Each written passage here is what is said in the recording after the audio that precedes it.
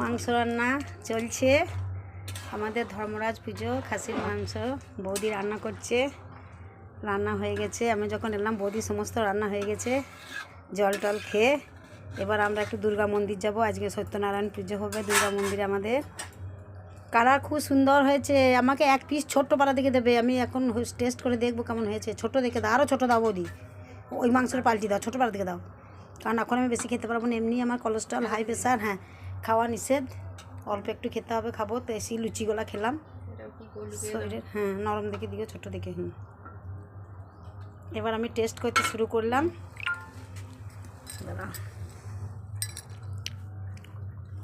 তুমি ওটা ধরো, ফোনটা একটু আমাকে তোলো। দাদা দারুণ হেভি হেভি টেস্ট হয়েছে, এখন থেকে 2 পিস নিয়ে নিলাম, তো হাতে দেওয়া, তাহলে তো এবার কী হয় দেখো, এদিকে আমার কোলেস্ট্রল ওষুধ খাচ্ছি।